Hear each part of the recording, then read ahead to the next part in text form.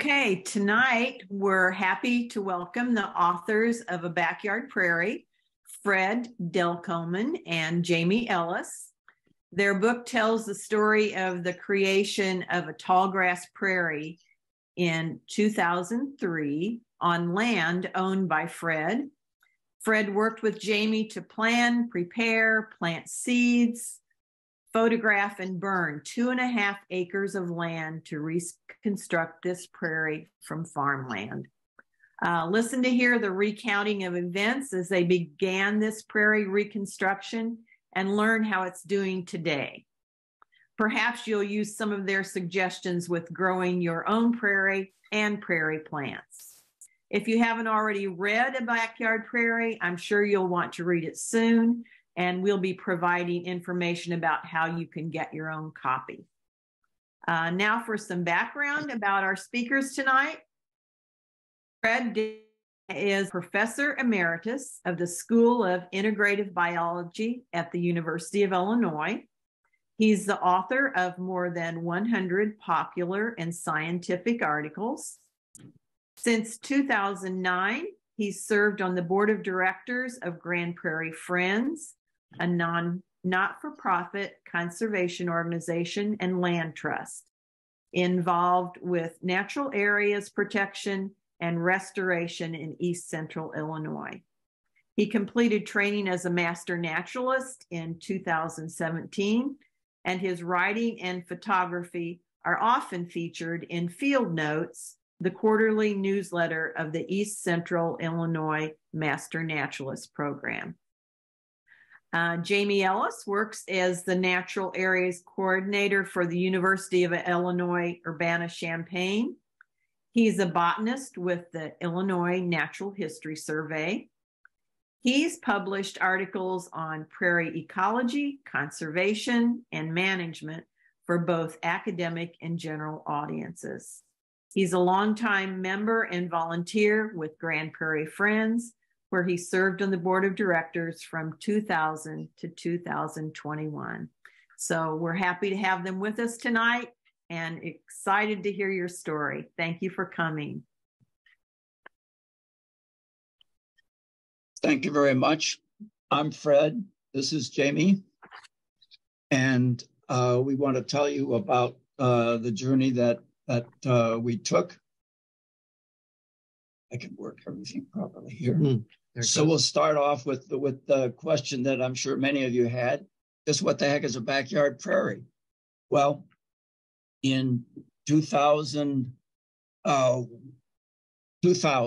wife and I lived in a house where we had raised our children right close to the University of Illinois campus.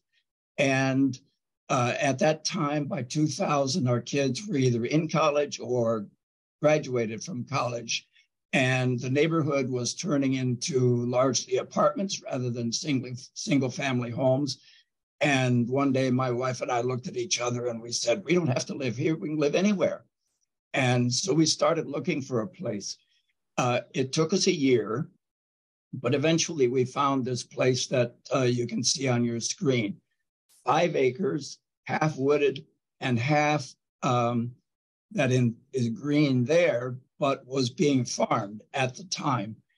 And we thought, well, it's not so much fun to look out at a field of corn or a field of soybeans every morning. So we thought, what the heck, let's plant a prairie. I knew a little bit about prairie, but being an insect physiologist, not a whole lot. But we thought, why not? So we did decide to plant a prairie. And from that came eventually the book. Jamie and I first wrote an article for a local nature magazine. I guess that's how you can characterize it. And the article was received so well, we thought, well, let's make a book out of it. So we did. And we called it A Backyard Prairie rather than A Front Yard Prairie, really just because backyard prairie sounds a lot cooler. So that's how we got started. Oops. Eventually I'll get the hang of it here. There we go. Of course, there are practical challenges of establishing a prairie from scratch. And so the backyard prairie more or less started from bare dirt after more than a century of row crop agriculture. So what is the challenge of establishing prairie from scratch? What are those steps? I'm not going to go into exhaustive detail tonight. There's so much to say and so many details, but we are going to give you somewhat of a guide and also some examples of what some of the decisions that Fred made. And so with any prairie reconstruction project, I always ask, what do you envision? Why do you want to spend time and money to plant a prairie? And what's most important to you? And write it down. And this will help guide the project from plant species selection to planting methods to long-term management. You might have other reasons that include providing habitat for plants and animals, conserving local biodiversity, decreasing inputs into land management, for example, less mowing, sequestering carbon, or educating others about prairie, about the tallgrass prairie that once covered our landscape of Illinois. And set realistic expectations. Plan within the limits of your resources and time and money. So as Fred was planning this backyard prairie, he thought about a diverse array of wildflowers within a limited budget and tried to avoid too many tall grasses that might block the late summer sunset view or become aggressive in those tall grasses that might take over. So these are some practical things that Fred thought about as he was thinking and dreaming about the backyard prairie. So I think preparation and a plan are important for a successful project. So for this backyard prairie, as you can see, Fred had to consider what was on the land, right? He mentioned that it was in corn and soybeans. And so how should the site be prepared? What seeds to order and how much? When to plant? How to plant? What is the soil type and moisture conditions, and what plant species are appropriate for the soil conditions? These are all factors that one considers, or that you might consider as you're planning this native habitat restoration project or prairie planting project. And so as Fred made plans, he enlisted help from knowledgeable individuals. And that's what I suggest. So as you think about this, who knows about prairie in your area? That could be personnel from a local municipality or a county or state agency. It could be knowledgeable folks from conservation organizations like Wildwoods. I'm sure there's folks in this audience right now who could give that advice. Or in our neck of the woods, Grand Prairie Friends. I currently work at the Illinois Natural History Survey in the University of Illinois, and Fred, as mentioned, is retired. So we do have a lot of colleagues to draw upon, expertise to help with guidance, and even University of Illinois Extension. And you should ask lots of questions about the basics. What about site preparation, species selection, planting rate methods, and planting management? And so I've asked a lot of questions that Fred asked that you should ask.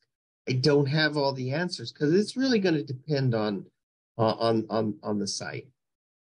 And so when it comes to the backyard prairie, seeds were ordered from a commercial vendor, and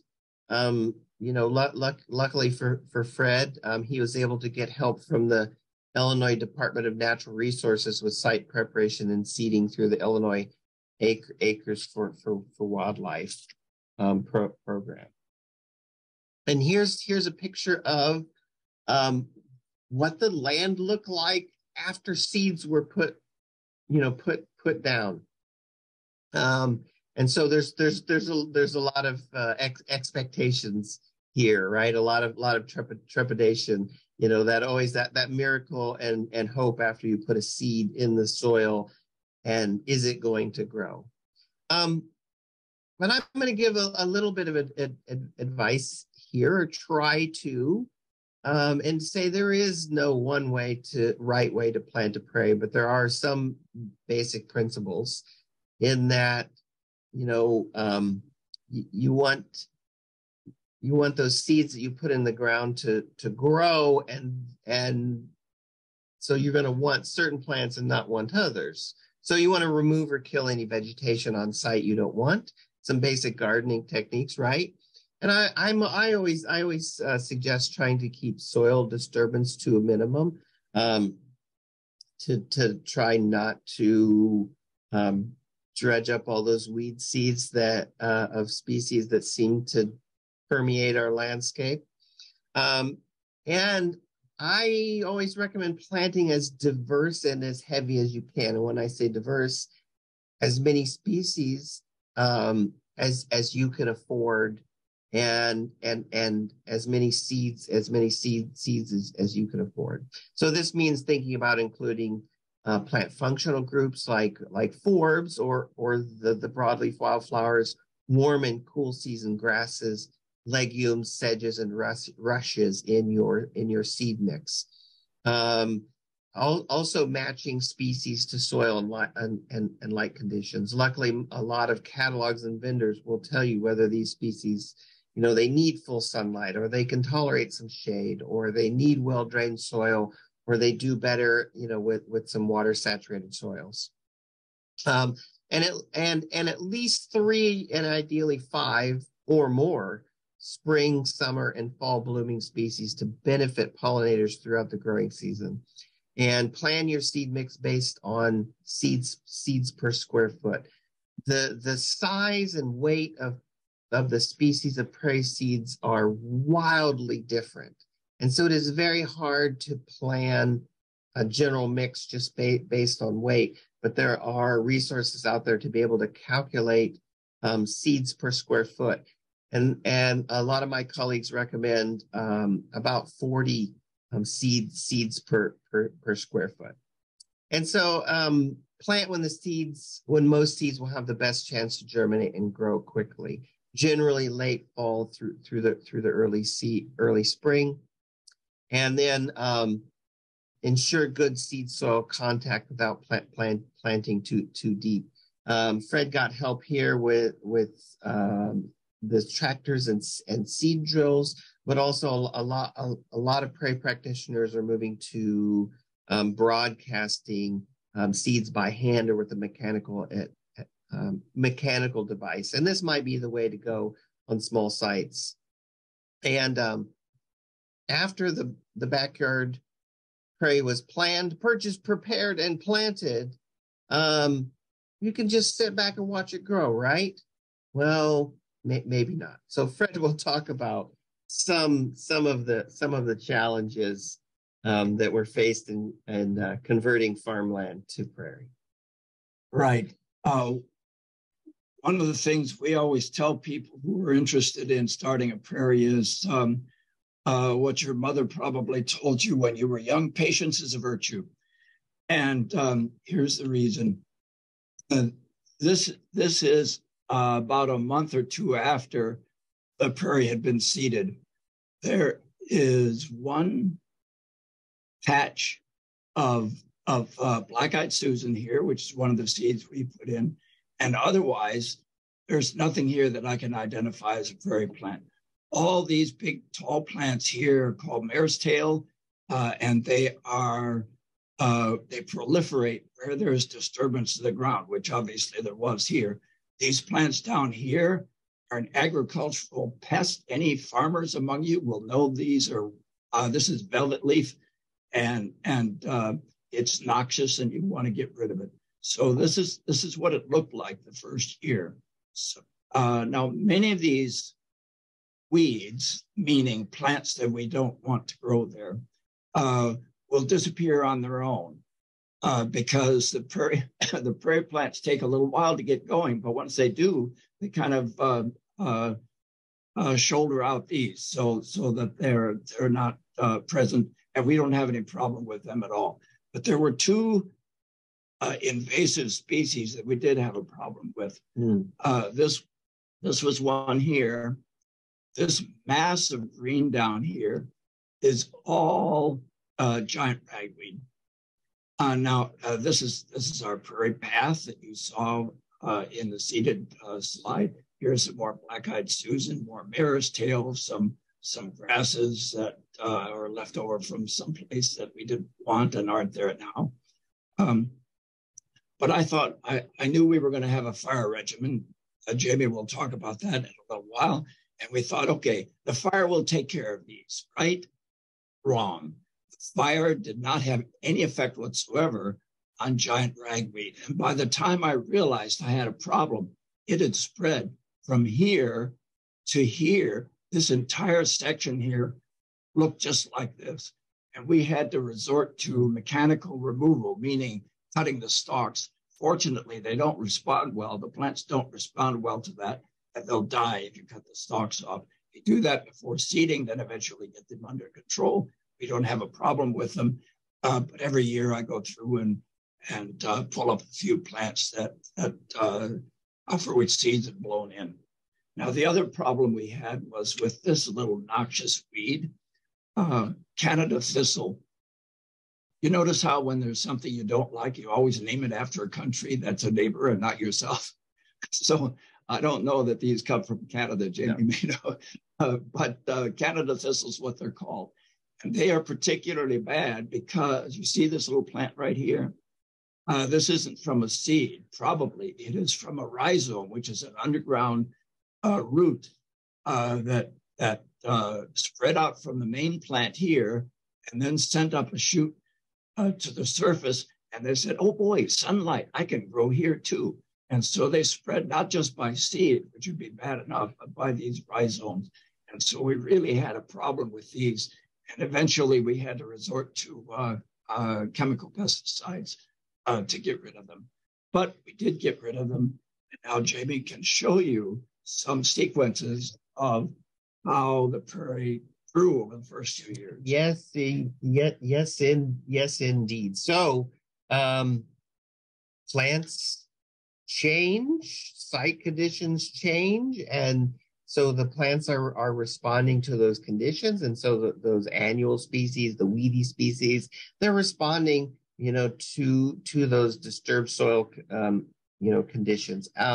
But as Fred mentioned, one must have patience with prairie. So prairie, as the pictures illustrated, will not instantly spring from the ground after seeds are planted.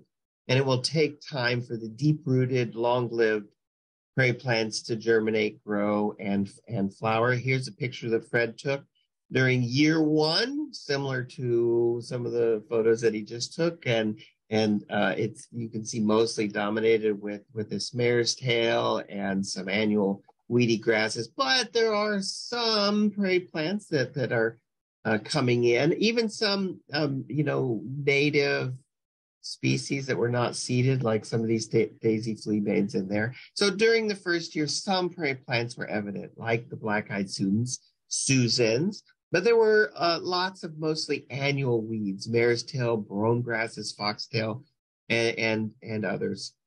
And with a great photographic record of the backyard prairie, Fred noted that he also observed New England aster, partridge pea, white prairie clover, purple prairie clover, false sunflower, wild bergamot, yellow coneflower, and Ohio spiderwort. So there's hope for the prairie, even in year one. By the second year, we begin to see some of the long-lived species like rosinweed, Indian grass, and others. Also noted were rattlesnake master, rough blazing star, wild quinines, both stiff and showy goldenrods, and golden Alexander. And here in this, Fred proudly takes this picture of rosinweed in midsummer right here to say, oh yes, I recognize that. Those are some seeds that were planted. In year 3, there are more prairie plants filling in the space, and weeds were slowly disappearing, right? Time since disturbance. There's been time since that soil was disturbed. And so those conditions are not right for those weedy annual species anymore. Of course, the creeping thistle or Canada thistle, being a rhizomatous perennial itself, that takes a little bit more time. Also noted in year 3 were the Illinois tick trefoil, prairie blazing star, and compass plant. And here we go by year 5. Those of you who know your prairie plants and you've been out in prairie, you can take a look at this pic and you're like, oh, this is a midsummer pic, mid to late summer photograph. Like, oh, I recognize some of those species. I can see that this prairie is developing, it's maturing. There's bee balm, rosinweed, yellow coneflower, stiff goldenrod. There's some big blue stem in here, which, by the way, I don't think was actually part of the seed mix, but it managed to find its way in there in anyway. Yeah, we did plant a little blue stem, and the big blue stem was probably just a contaminant in the seeds. Yeah. So there's some of the big grasses, but not but not enough to worry about crowding out the forbs. And by year 5, for the first time, we noted white wild indigo, prairie coreopsis, showy tick trefoil, pale purple coneflower, and culver's roots. So those plants were there. They're germinating, slowly growing, setting down roots, and then 5 years in, there we can actually recognize them and see what they are. I love plants. I work as a botanist, and plants help define prairie and that structure of prairie, but prairie is much more, and the backyard prairie is much more than plants, as Fred will describe. So I picked this title. Those of you who are movie aficionados know this is from the movie Field of Dreams, but it applies to a prairie. When you establish a prairie, there are all kinds of animals that begin to take advantage of it. And I'm going to show you some of those. I was in an entomology department. I particularly like insects. Insects are challenging to photograph sometimes, but I was able to get some. One of the insect types that we had in the prairie, that do have in abundance, are dragonflies. This is the red saddlebags. It was a little bit of a surprise to me that we got dragonflies at all. And certainly the abundance of dragonflies that we got was a surprise, because there's no real water close by. And dragonflies have an aquatic nymphal stage, an obligatory aquatic nymphal stage. So they live in the water, they have gills, they breathe, they extract oxygen from the water. And yet they range far and wide. And one of the things I've learned over the years is that dragonflies even migrate. That was something that even entomologists didn't know 50 years ago. So we've got black saddlebags. We've got this one, which is called a Halloween pennant. The wings are kind of orangish. It doesn't show up too well here, but they're a little orangish and black. That's the Halloween part. And the tail tends to droop down rather than being held straight out as it is in most dragonflies. I guess that's where the pennant came from. But anyway, it was a very nice find, and we see them occasionally. Then there's this one called an eastern pond hawk. We see them once in a while, certainly not every year, but they're very attractive, I think. This is a female. The male doesn't look quite like this. And then we have this one. This is a widow skimmer. This is a male, and this is the female. You see how different they look. You can even, if you take this picture and do a crop on it, you can see the head, those enormous eyes, the two bulbs here. This is one eye. This is one eye. This is its mouth parts down here. So these eyes are enormous, and that helps the animal to be able to spot mosquitoes and other flying insects that it catches on the wing. These are extremely agile. But there are other kinds of insects besides dragonflies. For example, praying mantises. This is, you might call it an invasive species. It's certainly non-native. It's called the Chinese mantis. In this case, it's not a bad name, but it was imported from Asia. They are about 4 to 6 inches long when they are adults, so they're pretty big. If you see a really big praying mantis, and this is likely what you see, they're harmless to people, but they kind of freak people out sometimes because the heads are extremely mobile on a neck, and they will turn and look at you. And it's a little disconcerting when an insect that big turns around and looks at you. We also have strange-looking insects like this one. It's called a wheel bug, named for this structure on the back here. I don't try to pick these up because you see this thing here. This is called the proboscis. That's its mouth part. And the way it feeds, it's actually looking for an insect that's up here out of the picture. It will catch insects and then stick the mouth part in the insect. Trigger warning here, this gets a little gross. It injects salivary juice, which has digestive enzymes, into the insect that it has caught. That dissolves the inside, and then it just sucks the liquefied interior up. So that's why I don't want to handle it, because it can give you, it might not, but it could give you a pretty nasty bite. And then we have this, it's called a small milkweed bug. That's actually its name. It's not just a descriptor of the size. There are two other kinds, a false milkweed bug and a large milkweed bug, that look pretty much the same. They do feed on milkweed, hence the name. And they all have this black and orange or red color pattern, which is what entomologists call an aposematic coloration, meaning it's a warning coloration, because these things do feed on milkweed and they sequester some toxins that's in the milkweed. It doesn't hurt the bug, but it would hurt it would be distasteful to any bird or something that tried to eat it. So the insects advertise their distastefulness so that birds try it once when they're young and then they don't eat it again, and the bugs are safe. And of course, we have the iconic insect of North America, monarch butterfly. We get monarch butterflies through the prairie every year. They're a delight to see. They're pretty big. This is a fall photograph.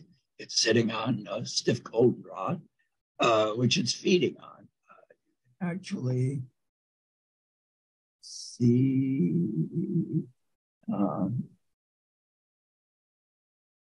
this is the proboscis here, which is its mouth part that it keeps curled up and then extends and sucks up nectar like through a straw. We get other butterflies. This is an eastern tiger swallowtail. They're even bigger than the monarchs, and really beautiful, just striking color. You can see where it gets its name. It is feeding on wild bergamot. Wild bergamot gets a lot of attraction from insects because they produce a lot of nectar and pollen. And then smaller insects like this painted lady are present as well. And even smaller ones, the pearl crescent, it's only about an inch or so across the two wings. When you see it sitting on a green leaf, you think, well, it doesn't hide itself very well. But I saw this on these black-eyed stews, and it was remarkably difficult to see because that color pattern just fits right in with the color pattern of the flower and helps to protect it from predation by birds because the birds just can't see it very well. And it's not only butterflies, moths. There are some moths that are actually kind of, forgot. This is an eastern tailed blue. I don't know what they're getting out of this gray-headed coneflower, but there were a lot of them. And they're really enjoying this. Here's the tail right here. It's where it gets its name, eastern tailed blue. And there's the blue part. You don't usually get to see the wings, the upper part of the wings, because they sit with the wings folded like this. And it's hard to catch them in flight. Here's the moth. This is called an ailanthus webworm. I don't know if you're familiar with the so-called tree of heaven, which grows around rental properties. It grows very fast. It's kind of dangerous because it grows so fast, it's weak and it'll easily topple over in a storm. The caterpillars of this eat the leaves. So the one thing the tree has going for it is it supports this moth, which is really quite, in my opinion, at least a very attractive moth. There are other kinds of insects too, like bumblebees. This bumblebee is brown-belted bumblebee, and it's coming in for a landing on white wild indigo. It will suck up nectar. You can see the mouth part is already extended here. In preparation, it's sort of like salivating. It's getting ready. Here's a pollen basket. It collects pollen, and then that goes around from flower to flower. It pollinates the flowers, hence the term pollinator. So it does that very well. But there are other arthropods besides insects, such as this banded garden spider. When I walk out in the prairie in the fall, as I sometimes do, we do have paths through there, and you can stay on the paths and see a lot of things through there. But sometimes it's interesting to go among the plants. Come September, you really have to watch where you're walking, not where you put your feet, but what you walk into, because these things, the spider is maybe an inch to an inch and a half from front feet here to here. So it's big, and consequently it makes a big web. And I have, unfortunately, on more than one occasion, walked into one of the webs, and it's a bit of a hassle to get it all off. Besides arthropods, we have birds. Lots of birds love the prairie. Red-winged blackbirds like this one, giving his call. They are very noisy birds. This is a male. You can see where it gets its name. This, believe it or not, is the female. Nondescript. If you didn't know birds, you would think that they were related at all. But there it is, the female. And then we have smaller birds. This is a song sparrow. It does sing a beautiful, melodious, very complex song. So it certainly has earned its name. And finally, one that has only appeared over the last few years, it's called a common yellowthroat. It's a kind of warbler. These things are incredibly hard to photograph because, first of all, they're skittish, so you can't get too close, even with a telephoto. And second of all, when they're disturbed, a lot of birds, when they're disturbed, they fly up. So you see where they go. Great. I'll just follow you. These things fly up and skirt the top of the plants, and then they fly down into the prairie again, and then you lose sight of them. So they are kind of hard to see. But it was nice to see them. We have them. We've had them for the last couple of years, and it was a very nice addition to the prairie. Oh, thank you, Fred. And as Fred, if you build it, they will come so Fred built it, but we also, there's some management and some maintenance. And so this is where I come in to talk about fire. I like fire. Fred knows that. Others who know me know I like fire. This picture of the backyard prairie on fire, don't worry, the house is not in danger in this photo. Fire is important to healthy prairie, and it's a tool we use to manage prairie. Fred knew that annual burns would be important for the backyard prairie to thrive. For what reason? Fire is a destructive force. So it is. So fire kills or sets back plant species not readily adapted to fire. Some non-native or invasive species and small woody plants unwanted in the prairie. And most prairie plants are adapted to thrive after fire with growing points underground and roots well insulated by soil. Fire also clears dead thatch, allowing the soil to be warmed in the spring sun, and it recycles and replenishes soil nutrients. And so we plan to burn the backyard prairie, and Fred knew that he would need to call in help to do it properly and safely. And that's where I come into the picture, literally. And so here I am at some point in the past, pointing, not sure what I'm pointing at. So I brought some knowledge and training and tools, and at times in the past, thanks to Grand Prairie Friends, where we could borrow fire management tools and to effectively and safely burn. And from the beginning, Fred planned to burn about an acre or about 1/3 of the prairie each year, mostly in the early spring. This is when we usually have a good window of weather late in the season to actually successfully get a burn. We haven't always. There's been 1 or 2 times where the prairie's been burned in the late fall or early winter. But I can leave it to the questions if folks have questions about timing of fire.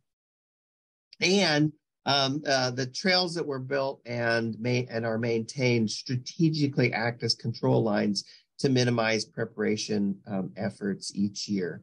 And so fire does take effort and planning and know-how.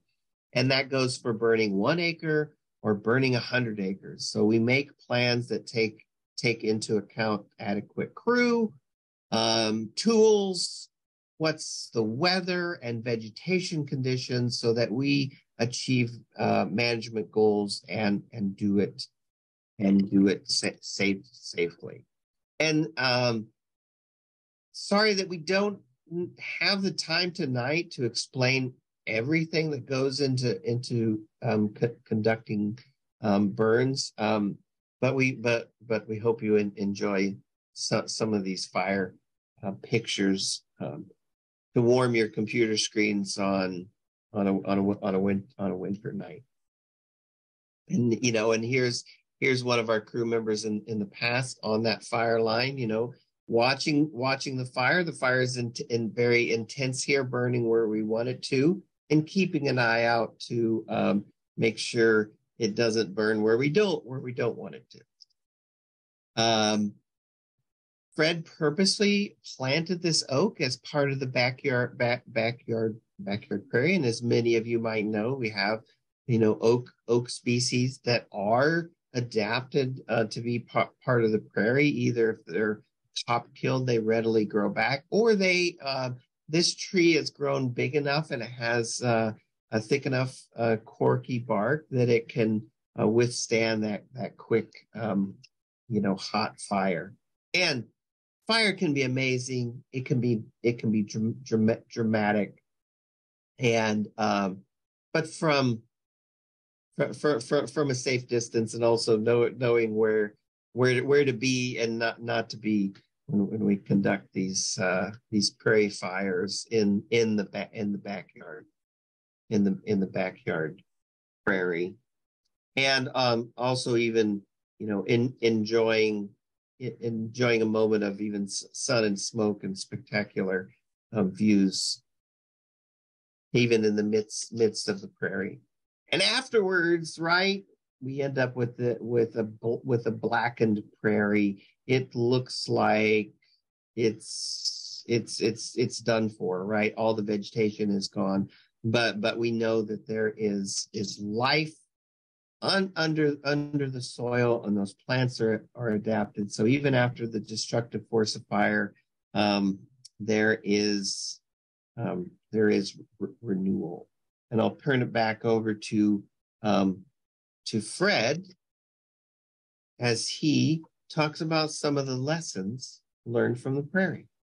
Yeah, we should have said that the first lesson was patience is a virtue, as I said at the outset. But there are other lessons too. Some are obvious and some are not so obvious. To me, as a photographer, one of the lessons that the prairie taught me early on was that the prairie is really beautiful. And the prairie is beautiful at all times of the year. It's beautiful in the winter. The prairie grasses and the forbs, the dead remnants of the plants from the previous season tend to catch the snow. So you get drifts like this. What's in the foreground here is one of the paths through the prairie. But this lends itself to nice photographs. And then you get special weather conditions that give you frost. I've seen this kind of frost one other time. We had warm weather. It was in the 40s or 50s and fairly humid. And then the temperature dropped into the low 20s overnight. And of course, at a lower temperature, there's less possibility for moisture in the air. So the moisture that is in the air has to precipitate out, and it precipitates out on plants. And what made this unique was, you can see here, the frost is all on one side. That's because as the frost was forming, there was a wind blowing. And so it tended to form on the leeward side and not the windward side. As I say, I've seen this one other time. This was early on. It was the most spectacular time by far. Once you get into spring, you get spring flowers like these shooting stars. Ohio spiderwort is a spring flower. And sometimes you get an enormous sort of sea of this purple blue, because we have a lot of spiderwort plants. And they do particularly well after a fire. It seems to invigorate them somehow. As you get more into summer, you get pale purple coneflower. You get royal catchfly, which we added later. That wasn't part of the original seed mix. We have added additional forbs just to increase diversity and increase color, as you can see here. So these are add a nice little touch. They're not high in numbers, so it's just, you see a little spot of red here and there, which makes it all the more interesting, I think. The thing about a prairie is you shouldn't just look down. The prairie is wide open space, and you can best appreciate wide open space if you look up. In the city, even in a small town like Champaign, Urbana, or Bloomington Normal, there are usually enough buildings around that you don't pay much attention to the sky. But out in the prairie, the sky is part of the environment. You can't really avoid it. And it has a beauty all its own as well. Not just when the sky is nice and sunny, but also when you have clouds coming up. The plants on the left there, here, that's compass plant.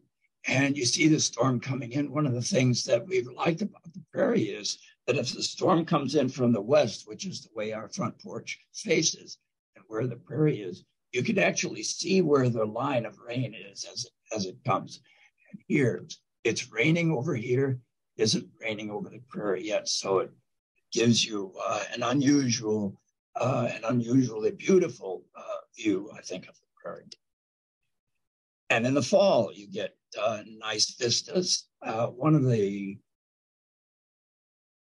guidelines of photography is don't shoot into the sun. Always shoot with the sun, so have the sun behind you. Well, if you followed that rule, you wouldn't get a picture like this. So sometimes you have to break the rules to get nice pictures. And here you see the sunlight filtered through these seed heads of showy goldenrod here. This is all showy goldenrod, which has gone to seed at this particular time. This was probably in October or November, sometime like that. And the other benefit of prairie is it's big open space. And so you can see astronomical or atmospheric phenomena that you just don't notice in a city. This is called the sun pillar. It's right here. We see it once in a while. It's formed because of reflection of the sunlight from the sun, which is down below the horizon here, on ice crystals in the atmosphere. So you get these once in a while, not too often, which makes them all the better to appreciate when you see them. So the prairie is beautiful. But prairie is also a dangerous place. It's dangerous for the plants themselves because there are lots of things that find these plants tasty. This is a milkweed leaf, and you can see the even in a static photograph, you can imagine the vigor with which this monarch caterpillar is chowing down on this leaf. But there are other kinds of dangers to plants. This little insect here, it's not very big. It's only about ½ an inch or so. It's a weevil, which is a type of beetle, and you know that because it's got this long beak. These are its antennae here, so they're not attached back on the head. They're attached on the snout here, which is kind of weird. It has a very interesting name. It's called sunflower head clipping weevil. And the reason it's called that is because it does this. It's not just sunflowers, but many plants of the genus Silphium, like prairie dock, which is what this is, compass plant, rosinweed, some of these others. The beetle will make an incision here. Incision causes the fluids that are in the stem here to leak out. That's this white sap here. And the rest of this, being deprived of these fluids, wilts.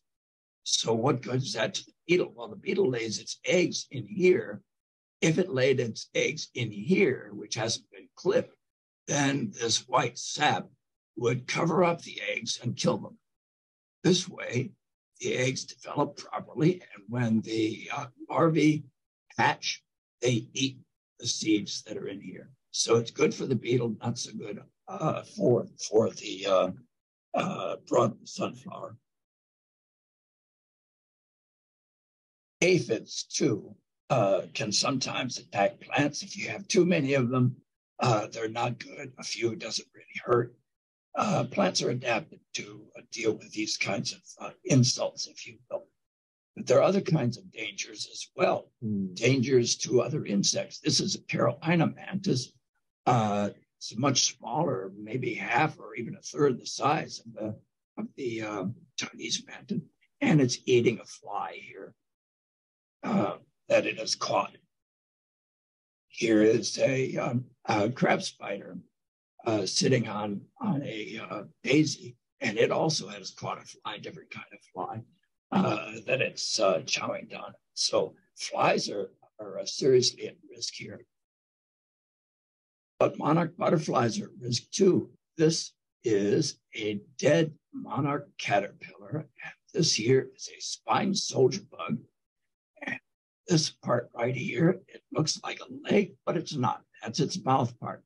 Remember that wheel bug I showed you before? This is the same order of insect.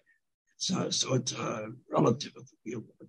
And what it is doing, I don't know whether these bugs killed it or whether the caterpillar was dead already. What it's doing now is it's injecting its enzyme-laden saliva into this caterpillar, it will then, that liquefies the interior, and then it sucks up the interior and feeds on it. And of course, there are bird predators. This is red-winged blackbird female that's caught, looks like might have been a grasshopper or something like that.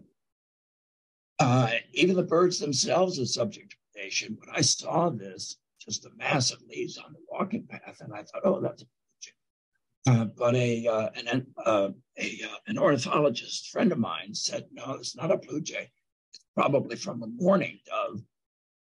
They have similar coloration. Okay, so what would have left this guy right here? This is a Cooper's hawk. It likes to sit there. We have a bird feeder out front. I haven't shown you in any of these pictures. It's often full of birds, but sometimes the birds just disappear. And then we go looking for the hawk, because when the hawk is there, the birds are in short supply for good reason, as you saw. Even the hawks aren't the top predator. This is an owl pellet. You can see all those those bones, little bones from mice and voles and things, and the bits of fur. And this is what left it. This is a great horned owl. It does fly over the prairie. It lives in the woods nearby. And up until just the last year or two, they've been raising owlets. So that's always interesting to see. But even this isn't the top predator. Here's your top predator. I don't know if you can see this here. This right here is the head. Coyote, here's the body. It was one of those situations where I happened to have my camera in hand, and it was late winter. You can see the snow out here, and this coyote was just walking by the house. Happened to see it. Here's another one, which is caught one of the rabbits, which my wife is glad about because the rabbits eat her plants.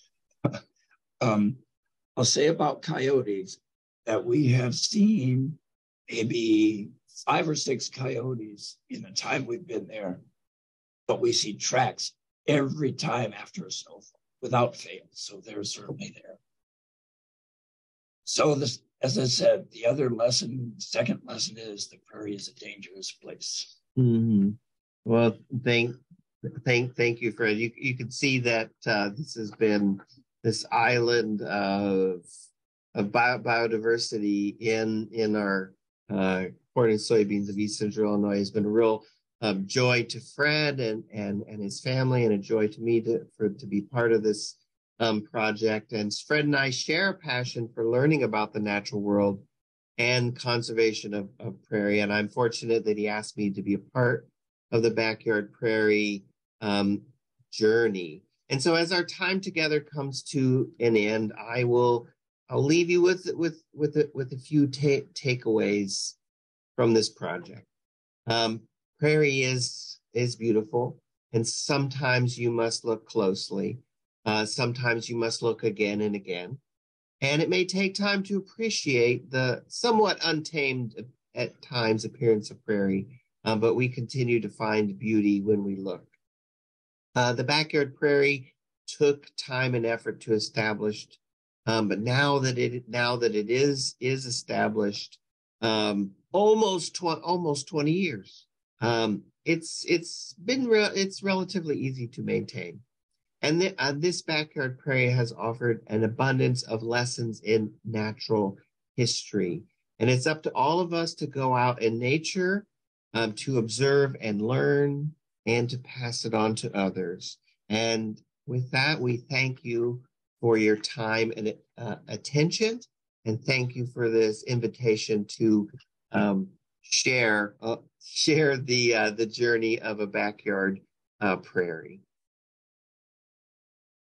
Thank you, Jamie and Fred. That was absolutely wonderful to see the progress and everything that goes into restoring a prairie of that magnitude. We've been getting questions throughout the presentation. So I will start with those that came in first, and then we will just continue on through the questions. So our first question is from Joe, and he was wondering if there were any field drainage tiles underneath the acreage that you were working with. Yes, but just at the very south end, otherwise not. So that really didn't have any impact on itself. Yeah. All right. Philip is wondering what equipment was used, a tractor pulled cultivator or a harrow? Go ahead. Oh, when you were preparing the soil you mean to prepare the site? Oh, actually, no. What did the DNR folks use to? Let's see if I can. I'm going to go back here. No, it would be here. It's right here. Yeah, but that's not on the screen. We'll just go back.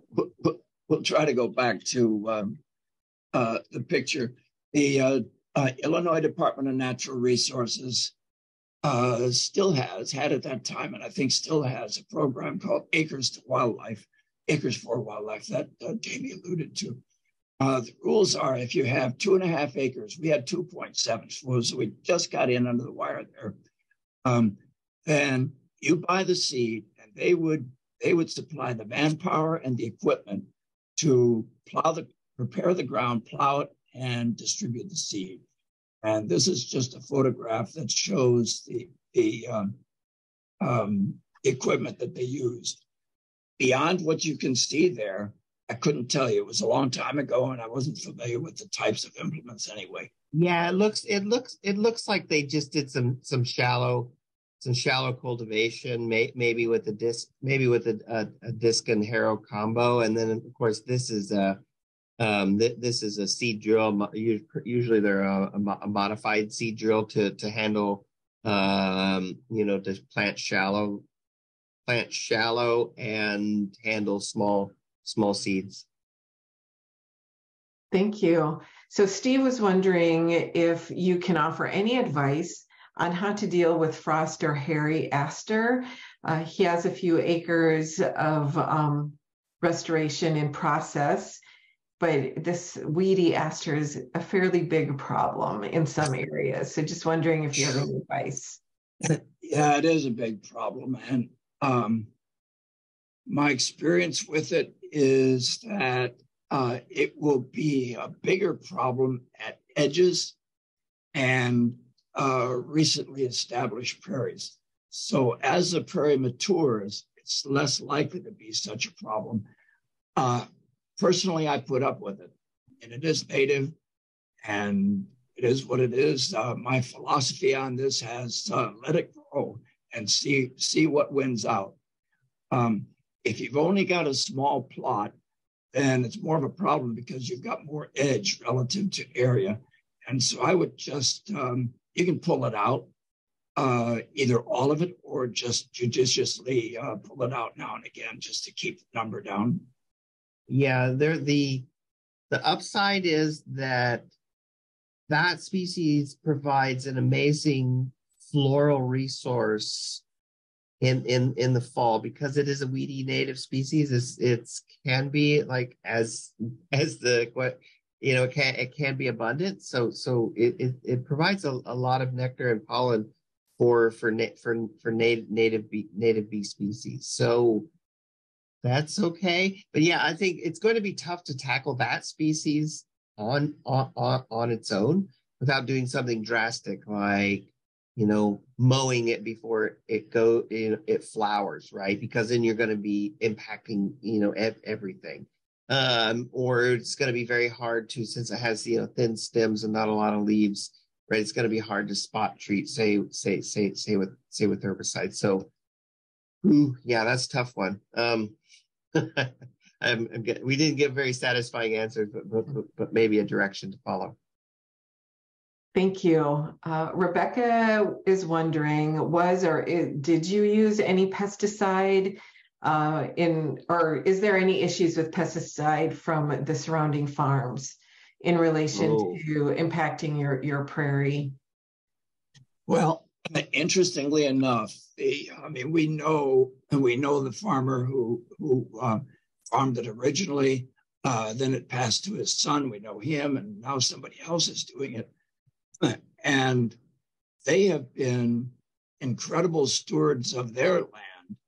And up until maybe a year or two ago, I never had any problem with herbicide drift whatsoever. A couple of years ago, there was a little bit on some new prairie acreage we added, but it was really pretty minor. So I would say on the whole, we've had no problem at all. But I think that's partly because we've had really good neighbors. You could have bad neighbors, and then you might have a more serious problem. Yeah, that makes sense. Jan is wondering, what time of year did you actually seed the area? If in spring, were you concerned that the seeds would not germinate? We seeded in June, actually, which is right at the tail end of as late as you could possibly do it. I think it was June 1 or 2 or something like that. In retrospect, it would have been better if we had done it in March or April. Mm-hmm.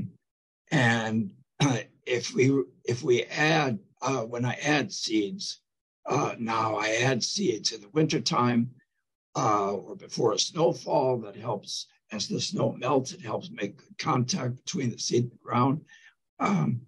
So you don't want to do it after June, certainly. So spring is better. Winter is certainly a possibility because a lot of these seeds have a winter dormancy period, and they require cold. They require intense cold in order to germinate.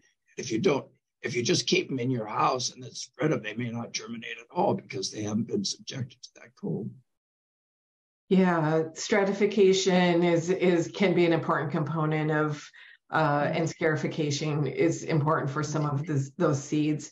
Barbara is wondering, what is the best way to handle the paths? Do you just mow them regularly, or is there anything special you do with those?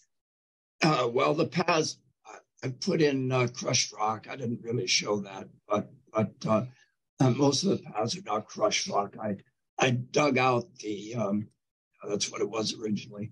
I dug out the dirt down to about 3 inches, put something under it, and then put crushed rock on top of that. I do have to apply herbicide because all kinds of things will grow on it. But it's, yeah, you can see, right? You can see the crushed rock there. Yeah, this is deluxe paths, yeah. But you're right. But there's always going to be maintenance. And the path acts as a fire break. So exactly right. So it's worth the time. It's at least for this project, it's worth the time and effort to easily walk around and access the prairie, and then also act as those, to make units and control lines for fire. Great. Carol is wondering, so you touched on this a little bit, but in terms of maintenance that you did each year as the plants were getting established. So you touched on that a little bit. If you want to elaborate, you can. But she also asks, now that it's fairly well established, what do you continue to do to maintain the area apart from the burns that you obviously shared? Apart from the burns, very little. About I'd say an average of once a month, I'll go out and cut down any trees that are coming up, not because I necessarily need to, because the fire will pretty well take care of it. But I like to have the prairie looking more pristine.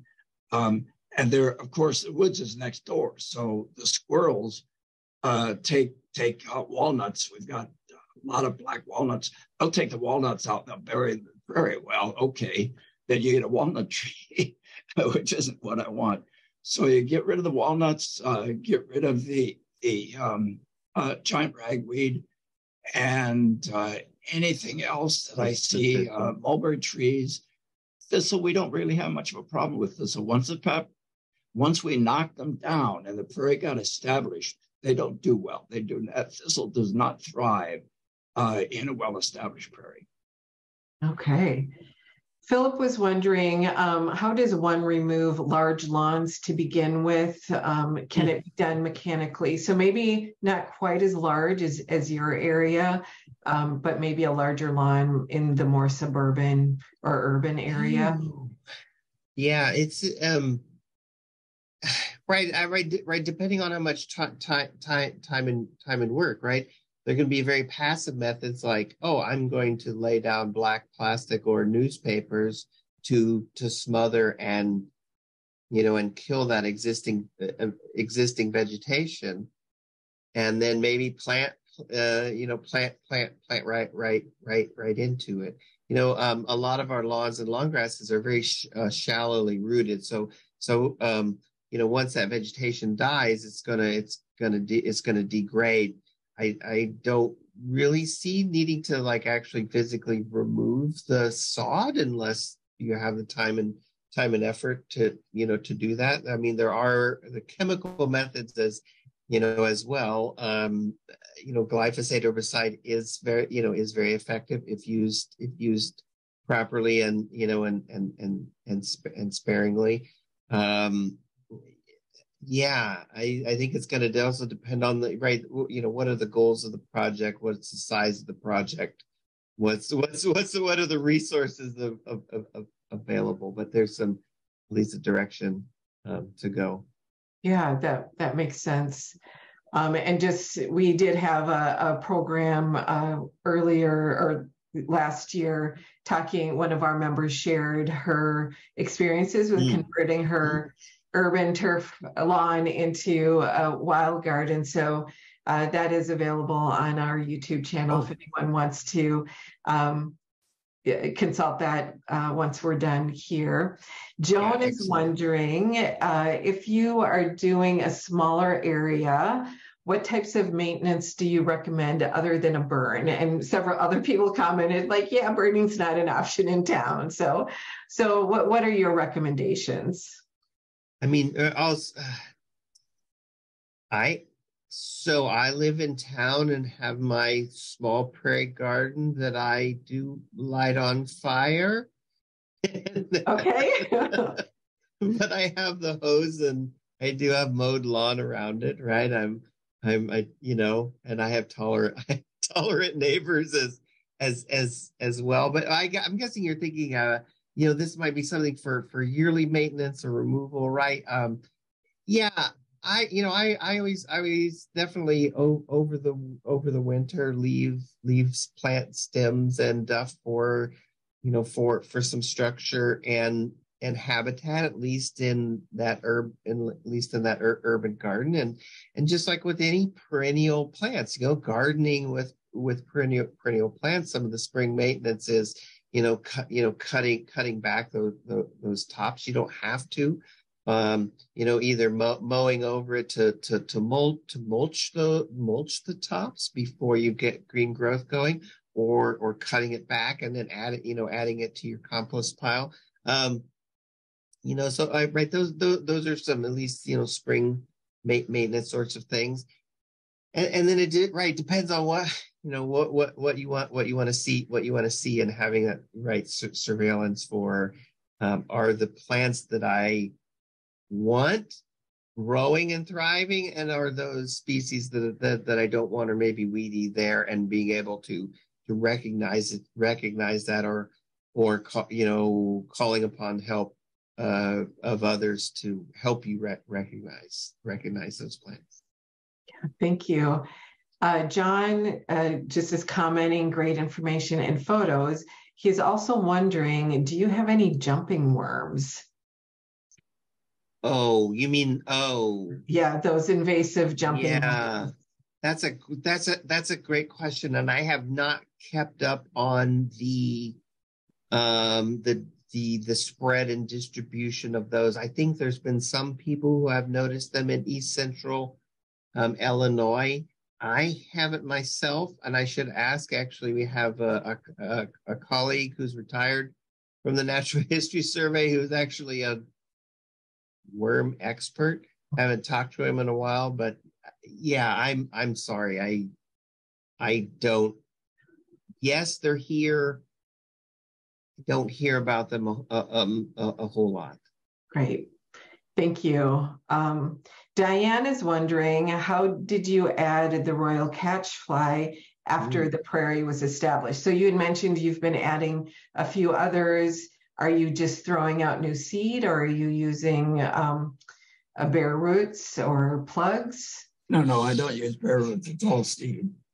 And I bought the seed from a prairie seed supplier, and then I seeded. In this particular case, I seeded after a burn, so the ground was bare, and I just mixed up a batch of different seeds from different plants that I wanted to add, stuck them in my hand, and then just distributed them. Some here, some there. I mean, I didn't buy enough to cover the whole 2 acres or 1 acre or whatever it was, but here and there. Yeah. And all the ones that I seeded, royal catchfly was one, butterfly weed was another, thimbleberry I added, and there's some others I can't bring to mind right now. But all those seedings were successful. Great. Thank you. Douglas is wondering if you've noticed any amphibians or reptiles yet in your prairie. I have never seen a reptile, never seen a snake. I assume they're there, but I just haven't seen them. We don't see frogs, but we see American toads every once in a while. And that's about... there are no salamanders. There's no water nearby, so salamanders are not attractive. Yeah, and it would be tough for those, because those animals were gone from that spot, and even with the creation of habitat, it's going to be tough for them to find it and get there through the urban roads, corn and soybeans. So yeah, that makes sense, and particularly if there's no readily available water source, that makes it harder for them as well. Catherine is wondering, or Kathy is asking, do you recommend periodic mowing to control weeds and invasive species? You touched on this a little bit, but I don't ever mow the prairie. Fires are only controlled. And as Jamie said, the prairie is actually divided into 3 parts because of the way the trails are. So there's an exterior part between the property lines and the paths, and then there's a path that goes through the middle. So we have a north section, a south section, and a perimeter. So we got 3 sections, and we burn on a 3-year rotation. So this year, for example, we're doing the perimeter. Last year we did the north section. The year before that it was the south section. But that's the only section that we burn. And the reason for that is this is a small area. And as Jamie just said, it's isolated. So there's nothing nearby. So if you burn the whole thing, you kill essentially every insect that's overwintering. You may kill a lot of the voles, the mice, other small animals, and that's not good. You want to have this diverse animal life in the prairie. So by burning only 1/3 of it, and the unburned 2/3 serve as a refuge, and they will repopulate the burned area if the burn kills too much things. And that's what happened before European settlers came anyway. I mean, the prairie, there were enormous fires set in the prairie, but everything didn't burn. So there was always refuges that animals could repopulate the prairie from. Yeah, and when it comes, yes, mowing management can be used with invasive species, but that's going to depend on identifying what species it is, right? And knowing that natural history. Say, for example, yellow and white sweet clover are generally unwanted in prairie remnants and reconstructions, and there may be a decision at a site to mow that in June, right? But that's a very one weed at one site, with a targeted management like that. So yes, mowing can be used as a tool, but with goals in mind. That makes sense. So Catherine, Fred, this is more a question for you. What is your favorite camera equipment or lens for taking the photos in the prairie? Yeah. I use Canon camera. I know there's a big controversy among camera aficionados as to whether Canon or Nikon is best. I don't think it matters. I happened to pick Canon when I started. I could as easily have picked Nikon. I use I think it's a 40 to 135 millimeter zoom lens. That's my standard lens. But I also have a 400 millimeter, 100 to 400 millimeter zoom telephoto. And so, especially the photographs of insects, skittish insects are taken with a telephoto. Thank you for sharing that. Sandra is wondering, this is what we already talked about, chemical drift, weed killer drift. So Joe is also asking, is there much interaction between you and your prairie, or the prairie and your wooded area, in terms of like insects and wildlife, or do you see that they actually exist fairly separate? Well, they do exist, but they exist. They get along partly because we make them get along. Yeah. The woods are about 45% hackberry and 45% black walnut. Hackberry is not a problem, but as I said, the squirrels love the black walnuts, and they take them out, they plant them in the prairie, and then I dig them up. So you do have to be vigilant. At a wood's edge like that, there are a lot of things that can sort of creep over. So I do keep my eye out for them. But otherwise, it's pretty well behaved. I mean, we don't let the forest become established in the prairie. Mm-hmm. And the prairie is not going to go in the forest because most of the prairie plants require a lot of sunlight. There's not enough in the woods. Right. Martha is wondering, in trying to reestablish a very tiny prairie portion in the city, she has seen species that she did not plant to start with in that area. Not really a question there, but you had mentioned that you saw that as well, that there were some plants that came up, natives, that you had not originally included in your seed mix. Right. Well, one of the things that we're seeing is evening primrose. We never seeded evening primrose. I have no idea where the seeds came from. Presumably they came in on some bird. They are a native plant, and I let them grow. They are spreading in the prairie, not obnoxiously, just a few here and there, but it's a nice addition. So you will get, or you can get, natives. But even giant ragweed is native. So just because it's called native doesn't mean you want it.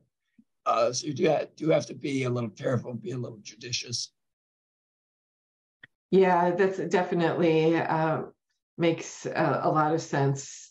Where, yeah, some of the natives can be a little bit more abundant. I think that was a word that you had used, Jamie, in those terms. Jennifer is saying, thank you so much. Absolutely helpful. She is wanting to reseed her pasture. Did you reseed every year when you were starting out? No. No. Okay. We seeded in 2003, and I didn't add any more seeds until 2011. Okay. Yeah, and I'll just, I mean, what a lot of my colleagues in other parts of the prairie reconstruction world are really finding is that initial seeding is really important as far as, you know, diversity, number of species, number of seeds. Fred's had some good luck, and others have had good luck with, you know, with overseeding when conditions are right in the spring after a fire, when there's been some soil opened up. But others have found that it's tough to overseed, meaning that they're not seeing a lot of those seeds that have been spread over an established prairie actually, you know, grow and thrive. So that initial seeding is important. Yeah. And she was also wondering if you have a preferred place to purchase the seeds, and would you be willing to share the list of seeds that you used? Well, she's in Southern Illinois, if that makes a difference. The place we got our original seed isn't in business anymore. But the seeding that I did in 2011 and subsequently, I bought the seeds from Prairie Moon Nursery, and that's a great place. They're very knowledgeable. They're very helpful. If you call them up and say, this is what I want to do, they'll suggest seed mixes. Actually, they have more seed mixes really than you want. If you go to their website, Prairie Moon Nursery, you go to their website, and they have a seed mix for spring flowers, for summer flowers, for fall flowers, for big flowers, for little flowers, for pollinators, for showy flowers, for tall flowers, for short flowers. I mean, you name it, they've got a seed mix for it. So that could be a little overwhelming, especially if you're just starting out. But as I said, they're very helpful, and I've had good luck with their seeds. So that's certainly a place. And there are others, but that's one. We have no sponsorship from Prairie Moon Nursery or anything. I mean, we can give you a list of a dozen good native plant vendors in the Midwest. But I'll give another shout out to Prairie Moon in that I have colleagues who and friends who interact with them, and they also have they're in Minnesota, right? But they have their roots in Illinois as well, in northern Illinois, and so they also still have a lot of connections in Illinois, and they'll even have people who will collect seeds in Illinois. So if you're saying, I want native Illinois ecotype seeds. You can even it may not be in their catalog, but it's one of those things you can call up there and say, I'd like Illinois ecotype seeds. Yeah. But yeah, there's others across, right? Michigan, Indiana, Illinois, Wisconsin, Minnesota, Iowa, Missouri. Yes, we can. Yeah, we can. Yeah. Right. And on our website, on the chapter website, we have a list of vendors, nurseries that we recommend. So if you're looking both for seed and for plants, anyone is willing to go to our website. Yeah, thank you. That was in my head, but I couldn't remember exactly. So thank you for that. That's a wonderful resource on the Wild Ones website. Yeah. But the one thing that you want to be careful of, if you're going to get seeds, then when you go to a vendor, ask them where their seeds are from, because you don't want to plant seeds in Illinois that were harvested from Western Kansas, for example. And it's the wrong area. There may be plants that grow in Illinois that grow in Western Kansas, but the ones that are growing in Western Kansas are adapted to that particular climatic system and wouldn't necessarily do so well in Illinois. I mean, you can get seeds from southern Wisconsin, southeastern Missouri, Minnesota, Missouri, and so on. So it doesn't have to be within 30 miles. You don't need to go overboard, but you don't want seeds that are from 500 miles away. Yeah, that's really good advice. Peggy is wondering, would you advise putting in a water source in a prairie area? Oh, I'm guessing for wildlife, or habitat, or viewing, or she does not expand on kind of the reasons why. Well, personally, my philosophy on the prairie was seed it and then see what happens. Mm-hmm. And except for controlling invasives, we don't really do much. I mean, there are some other plants that have come in, not only the fall aster, the snow aster, but annual fleabane, daisy fleabane, the evening primrose, and some others. And my philosophy is, as long as they don't take over everything, then let them go. We have an abundance. I didn't even mention this. I didn't think about it. Tall goldenrod, sometimes called Canada goldenrod. It's native, but it has rhizomes as well, and it has a tendency to be pretty aggressive.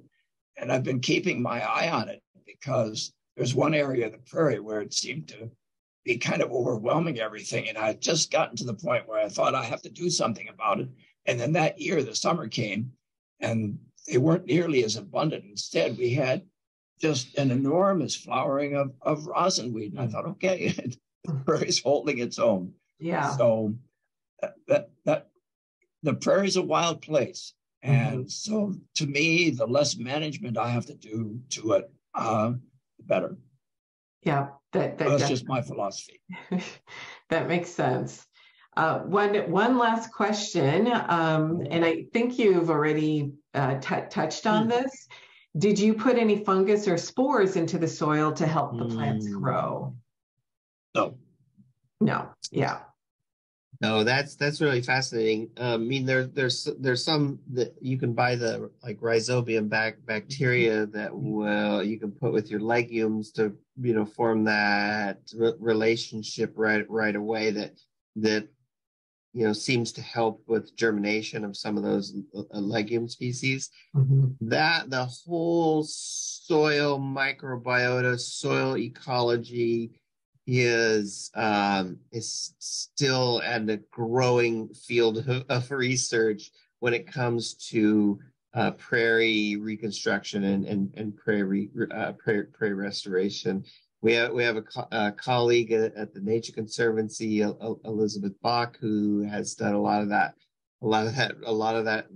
research, and there is an amazing diversity of microorganisms in the soil that look like they have an impact on other organisms in the prairie and other plants, but it's still lots more questions than answers, either to describe that those microbiota, or even figure out the ecology of what's happening and how they impact the system. They're important, but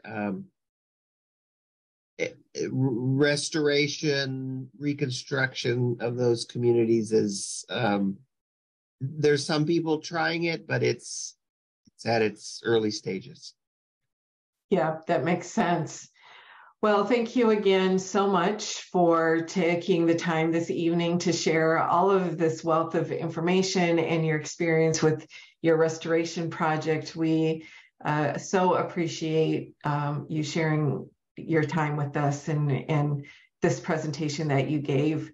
And I want to say thank you to everyone who joined us this evening as well, and have a wonderful rest of your evening. Thank you for having us. Thank you.